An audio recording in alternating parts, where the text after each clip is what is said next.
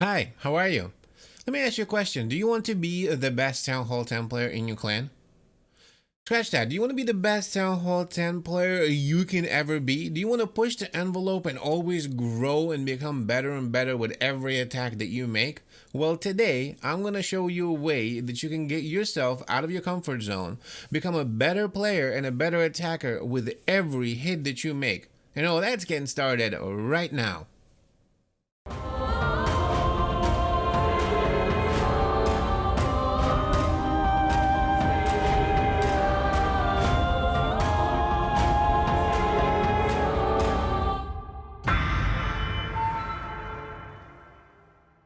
Good morning, good afternoon, and good evening, ladies and gentlemen. My name is Captain Nemo. Welcome to another video. Today, you and I are going to be talking about Town Hall 10s. That's right, how you can be the best Town Hall 10 player in your clan, right? So what do you have to do, really, to be a better player? In general, what you have to do is get yourself out of your comfort zone.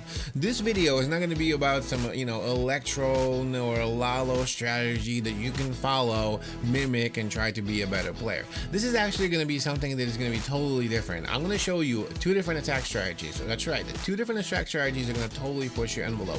One is going to be an awesome attack that we're going to get started right now and show you, and the other one at the end of this video, I'm going to show you a way as a Town Hall 10 player that you can 2-star Town Hall 12s. Why? Because this is all in spirit of this video. You should not just be one type of an attacker. You should be versatile. You should do a bunch of different stuff. If you're a Town Hall 10 and you can put two stars on the Town Hall 12, that is super helpful to any clan, because you can really allow the higher Town Halls to come down and triple.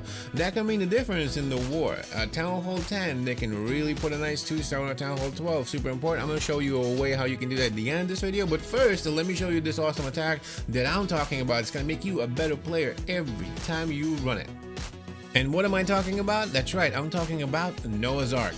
This attack is super awesome. Now, for those of you who have not heard of it, basically Noah's Ark attack is one where you have to use at least one troop of every troop. So you have to have every troop and every spell in, you have to use at least one troop of every troop. So if you notice, there's barbarians, there's archers, there's goblins, there's everything, right? And so he's got a bit of a queen walk in here as well. He's got a dragon, he's got a baby dragon, he's got a miner, he's got a pecker, he's got a hog, he's got everything, right? Valks, why is this an awesome attack? Why do you saying, Nemo, are you crazy? Like, how is this gonna make me a better player, right? Well, this attack is going to make you a better player because it's going to get you to think outside of the box. It's going to get you to actually look and think about every troop it's in the game. It's going to make you think about their pathing. It's going to make you think how they work together and how they work separately, how well they work, how you can use them to the most advantage. And that actually makes you a really good player. That's what the high level players do. If you think about it, what they're doing is they're taking all their troops, they're looking at their pathing, they're looking at how they can be used, implemented on entry, on afterwards. Are they used best for tanking? Are they used best for afterwards? Are they using DPS? Are they doing all of that? If you think about all of that stuff, well, the best way that you can really push the envelope and get your brain thinking about pathing, about troop utilization, about who, where, how, is the Noah's Ark attack, because you have to use every troop. That's right, you have to use every troop, and you're limited with the amount of troops. It's not a cookie cutter. I'm not telling you to sit there and use a queen walk with a Lalo or go Laloon or blah blah blah. No, I'm telling you to use every troop in the game, at least one of every troop in the game, and see if you can triple a base. Like, for example, Warrior Tard over here, who's going to be going up and showing us that he is going to triple with every troop in the game. That's right. So he's going to be utilizing some bowlers. Well, actually, one bowler. He's going to have a witch. He's going to have he's got four healers for the queen, of course, right? That makes sense. And that's what you kind of want to do here. You're going to want to use the troops to their max ability. He's trying to clean up, he's trying to funnel. I mean, that's really, if you think about a Noah's Ark attack, right? I mean, obviously it's not something that you're going to be using in every war. Absolutely. I mean, it's not going to work with every base. But if you're going to be using it, it's really good to practice. Maybe it's something that you should be using with your clan. Maybe you should get a couple of friendly wars, or better yet, why don't you get a couple of friendly challenges and get going and see if you can do something like this. Hook up an army, have all troops.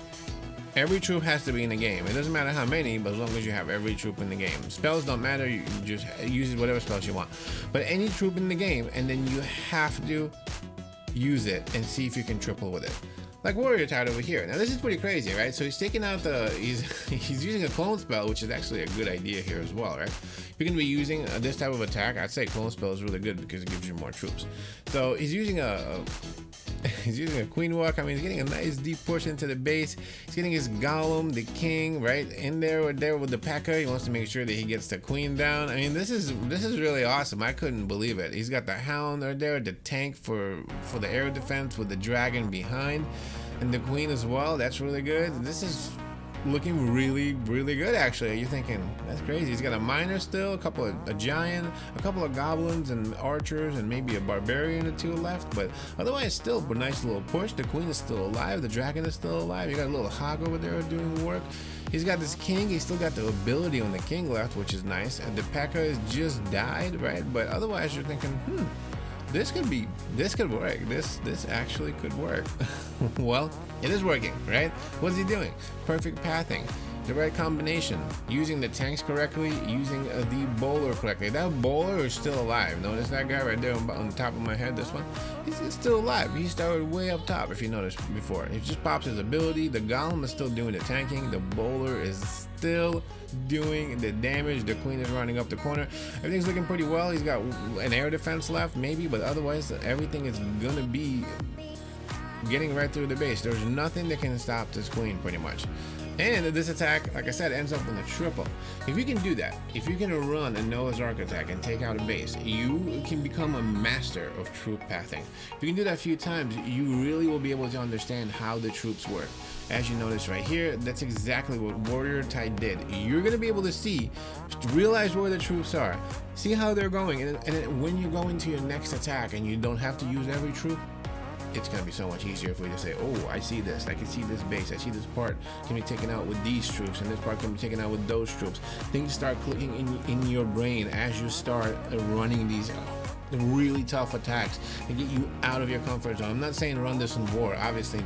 I'm not saying run this in war where it counts, right? But run it in your friendly wars, run it in your friendly challenges. That's what gets you better. That's what gets you a beast attack like Warrior Tide over here. A really nice book. Let's get into the next one.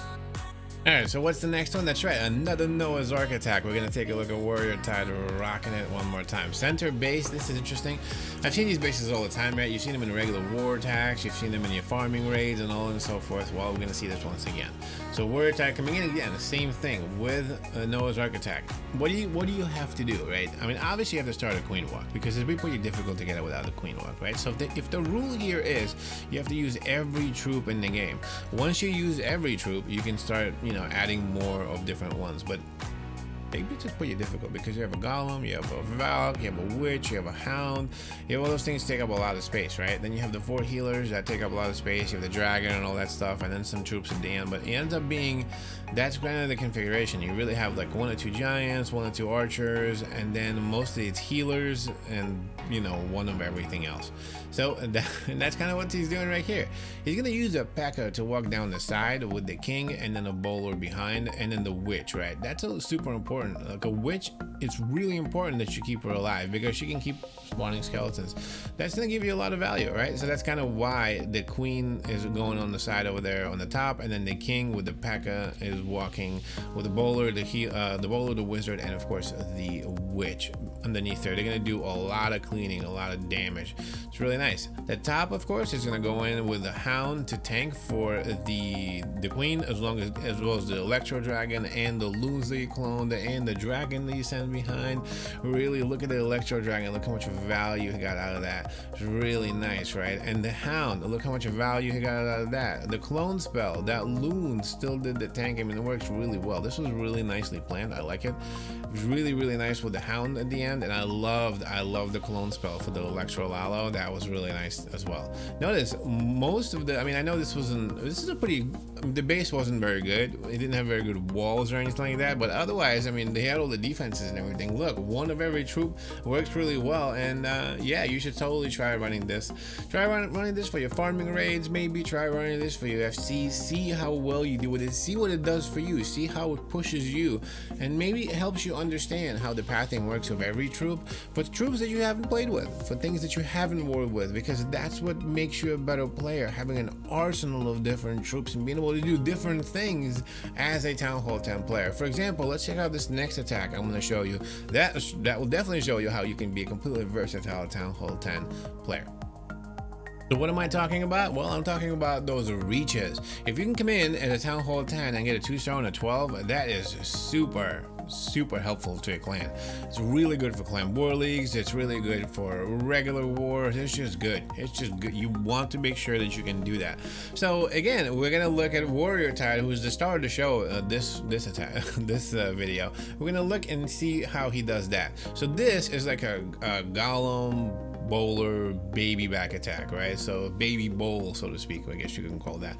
And that's, I think, what everybody calls it, right? A 2-star baby bowl attack. So what do we got here? We got 2 golems, we got a whole bunch of bowlers, we have a stone, a rage, a wall wrecker with a whole bunch of baby dragons, freezes, rages, and then a heal, right? So what is he gonna do? He's gonna, of course, try to get a 2-star here, right? And of course he's gonna do it because we are showing this attack. So why don't we take a look at this, see how he does it right here. So rage right off the top, a rage with golems and bowlers. Why? To create the funnel, to make sure that he gets that value right from the front, right? The same thing on the other side. You want to make sure you do that. You do not want to engage your eagle artillery on the bowlers because it's just gonna murder them. So this is a really good way of just getting a nice funnel right from the start. He sends in a wall wrecker and then a few bowlers right behind with the heroes, right? And that's gonna get you to push into the base. That is going to get you the 1st star, right? He's going right for the Town Hall. He rages in there. Notice the eagle artillery just basically started going in now. He's gonna freeze, he's gonna heal, and he's gonna get in there with some more freezes to make sure that he gets that out. He needs to get the Town Hall out. Now, of course, remember there's a Town Hall bomb. That's super important. Once that goes off and he's ready, he's gonna send in the 6 baby dragons, spread them around the base to make sure he gets that double value, that rage baby dragon value, right? And that's to get the 50%, right? So he's already got a plan ready to go. Do not wait with the baby dragons. As soon as your kill squad goes in and takes out that Town Hall, send in the baby dragons, send in your minions and everything else to get that 52% or the 50%, because the eagle artillery, if it's still alive, is going to pound your baby dragons and everything else. So that has to go in. Do not wait for your kill squad to be completely done before you start sending in the rest of the attack. Super important. You send in your baby dragons at the end. You send them in right after you send in your kill squad. It gets into the base, it gets Town Hall, bam, you send in baby dragons and everything else right there while the eagle artillery is still raining down on the rest of your troops. So it's very important to do that, and that's what he shows us right here. I love this attack, super cool. I hope that you like it as well. I hope that you add it to your arsenal. It's really awesome. I'm going to be using it in my Town Hall 10 for sure. So what do we do today, ladies and gentlemen? We just looked at a way you can 2-star Town Hall 12s, which gets you out of the box thinking of the Town Hall 10. We also looked at the Noah's Ark attack, an attack that you can be using in your friendly challenges, and even more hits if you're, if you're brave. The attack that's gonna definitely make you think out of the box and make you use every troop and make you a better player for sure. I hope you enjoyed this video. I hope you liked it. I hope you learned something today. If you did, make sure to smash that like button and subscribe if you haven't, folks, because I have a lot more stuff like that coming for you. And check out this video right here. It's really awesome, and I will see you there.